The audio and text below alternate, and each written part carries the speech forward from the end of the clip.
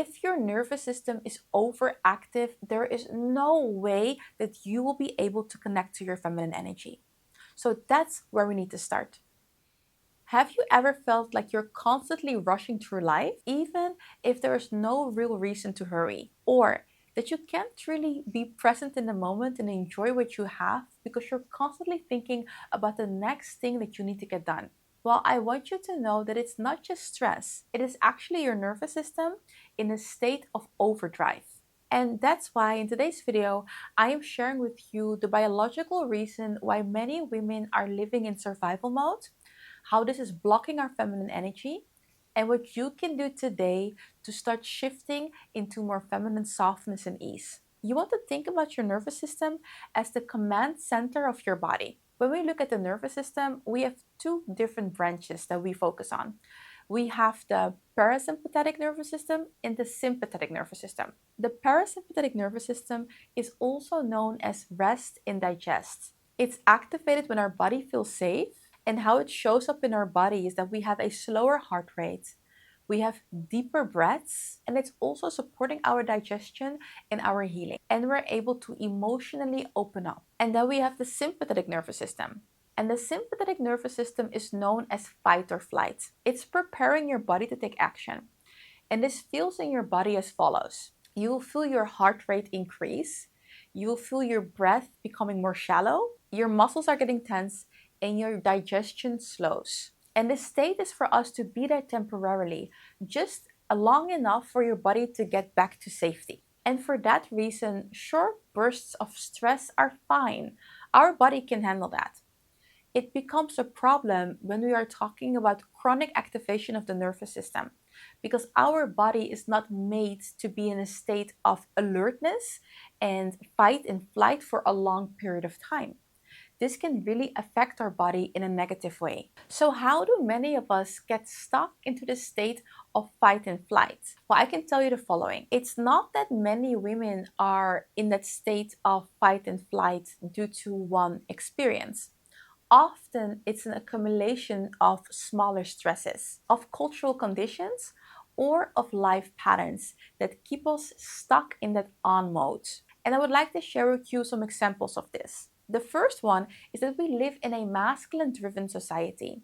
And this means that our society is rewarding productivity, speed, and over-delivery. It's all about doing and performing and achieving. Another important reason why we get stuck in survival mode is unhealed trauma or unhealed stress. Our body can stay in its state of fight and flight even after the event that caused it is already over. Another one is childhood survival patterns. If you grew up in an environment where there was a lot of chaos or there was unpredictability, then your nervous system is actually wired to see that as normal. For that reason, you can stay stuck in this state of fight and flight, and it feels familiar because that's what your nervous system is used to. Another one is lifestyle overload, and I think that many of us can recognize this.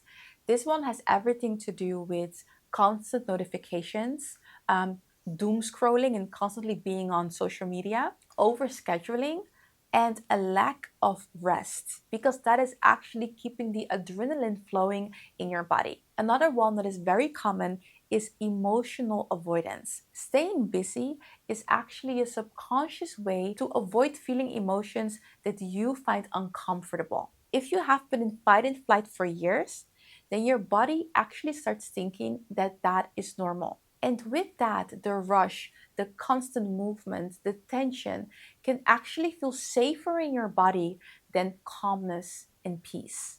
But this comes at a cost, because staying in a sympathetic state for too long can be really bad for your body. And unfortunately, I have been in a position that I know what happens if you stay in a constant state of fight and flight. And I'm going to show you a couple of examples of things that can happen if you are living in a constant state of fight and flight, or if your body is in constant overdrive. Burnout or exhaustion can happen when you're in this state, and I have experienced burnout. Something else that can happen is actually anxiety or irritability, but also eczema. Think about migraines, trouble sleeping, or irregular menstrual cycles. and also premature aging due to high cortisol. So, ladies, if you want to look as good and as youthful as long as possible, you need to avoid constant states of stress. Absolutely. And these are actually points that many of my clients made. I help women connect more to their feminine, connect more to their bodies, and also heal any emotional blocks that they're going through.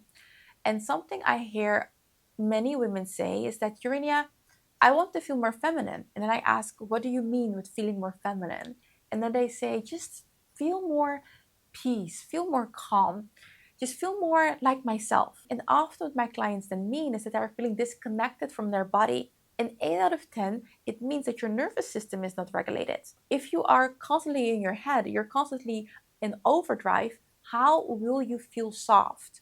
How will you feel feminine? I really want to raise awareness for how harmful it can be to our bodies, to our feminine bodies, if we are in that constant state of fight and flight and we are living in that sympathetic state. Doing this for a long time is not healthy and it can really be harmful. But thankfully, our nervous system is very trainable.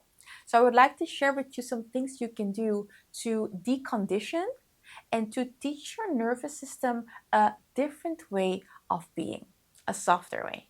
Ladies, I am going to ask you a question and I would like for you to share your answer in the comment section below. If I ask you to feel where you are breathing from, where is that? Where do you feel your breath? Do you feel it over here? Are you breathing from your chest? Or are you breathing from your belly? So feel in. Are you breathing from here? Or are you breathing from all below your belly? Whenever I ask this question, 8 out of 10 women say that they are breathing from their chest, right over here. But this is the thing, chest breathing is actually keeping us in our head. It's cognitive, it's rational, and it's protective. This is how you breathe or where you breathe from when you are in that sympathetic state. So what I want you to do is drop your breath from your chest into your belly. So relax your belly and take a deep breath from your belly.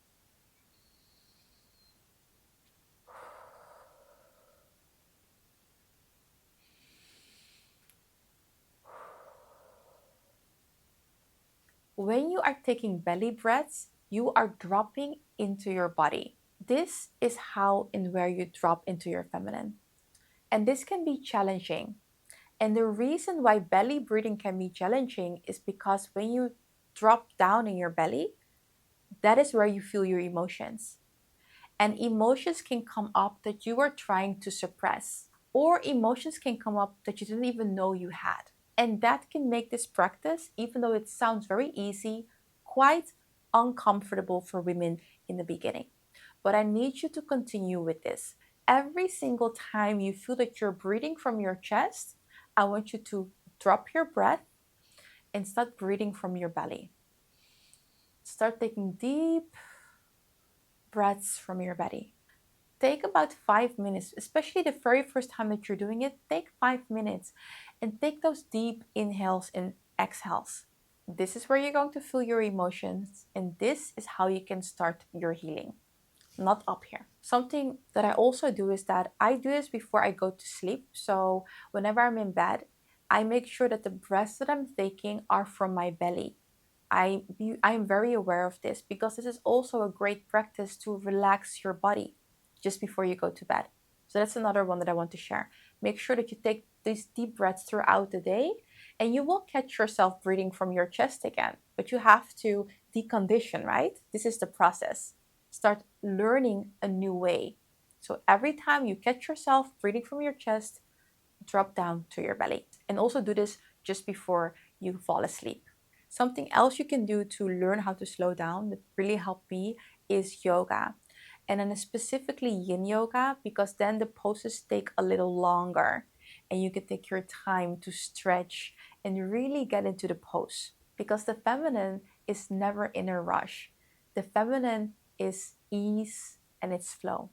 So the last thing I wanted to focus on is, what is the reason we actually want to have a regulated nervous system? Well, there are many, many reasons. One is that you will feel more peaceful and more stillness and more connection to yourself. You will also get more clarity on what it is that you truly want, on your goals, on your desires. If you're able to sit with yourself and hear yourself, hear your thoughts, feel your feelings, then you know what your next step must be. This also gives you the space to let go of control. And this can be beneficial in your romantic relationship. You don't need to control the relationship, control what your partner is doing or what needs to happen. You're able to let go and drop into your feminine energy. And also, another reason is that you're able to create better work life balance for yourself because you're not in that constant doing in active mode. You can switch it off and say, you know what, now it's time for my life. You're able to know when it's time for work and when it's time for you, your life, and your loved ones. If you are a woman that wants to connect more to her feminine, that wants to heal her feminine, you need to start, or you need to take the time to regulate your nervous system, because there is no feminine energy in a body that is overstimulated, in a body that is constantly in on mode.